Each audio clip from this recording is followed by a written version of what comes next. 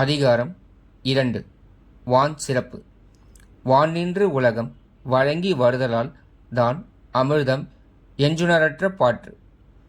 மழை இடையராது பெய்வதனால்தான் உலகத்து உயிர்கள் வாழ்கின்றன. அதனால் அம்மழையே உலகிற்கு அமிர்தம் என்று உணரத்தக்க பான்மையை உடையது. குறள் 12. துப்பார்க்கு துப்பாய துப்பாக்கி துப்பார்க்கு துப்பாய தூவும் மழை. உண்பவர்களுக்குச் சிறந்த உணவுகளை உருவாக்கி கொடுத்து அவற்றை உண்பவர்களுக்கு தானும் உணவாக இருப்பது மழையாகும். குறள் 13. விண்ணின்று பொய்ப்பின் விரிநீர் வியனுலகத்து உள்நின்று உடற்றும் பசி.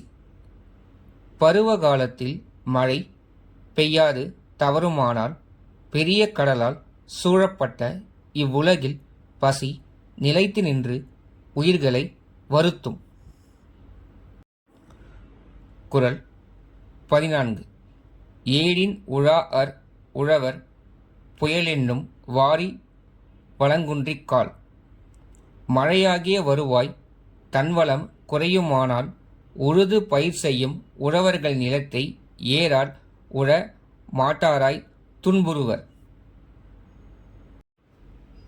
குறள் 15. கெடுப்பதுவும் கெட்டார்க்குச் சார்வாய் மற்றாங்கே எடுப்பதுவும் எல்லாம் மழை. உரிய காலத்திற் பெய்யாமையால் உலகில் வாழ்வாரை கெடுப்பதும் அவ்வாறு கெட்டார்க்கு துணையாய்ப் பெய்து முன்பு கெடுத்தாற்போல காப்பதும் மழையாகும். குறள் 16. விசும்பின் துளி வீழின் அல்லால் மற்றாங்கே பசும்புல் தலைக்கான் பரிது. மேகத்திலிருந்து மழை துளி விழுந்தால் அல்லாமல் இவ்வுலகில் பசுமையான ஒரு புல்லின் நுனியையும் காண இயலாது. குறள் 17.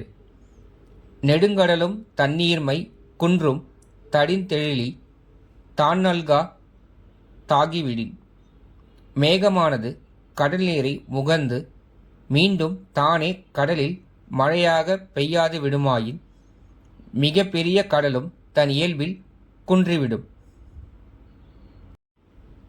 குறள் 18. சிறப்பொடு பூசனை செல்லாது வானம் வரக்கு மேல் வானோர்க்கு ஈண்டு. மழை பெய்யாதாயின் தேவர்களுக்காக இவ்வுலகில் மக்களால் செய்யப்படும் திருவிழாக்களோடு கூடிய நாள் வழிபாடும் நடைபெறாது. குறள் 19.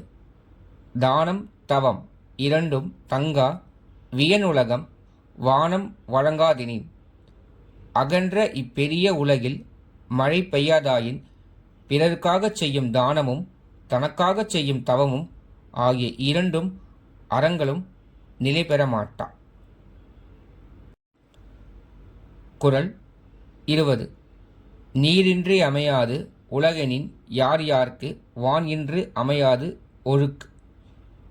எவ்வகை மேம்பட்டவர்க்கும் நீர் இல்லாமல் உலகியல் வாழ்வு நடைபெறாது என்பதால் அந்நீர் இடையறாமல் கிடைக்கும் தன்மை மழை இல்லாமல் உண்டாகாது.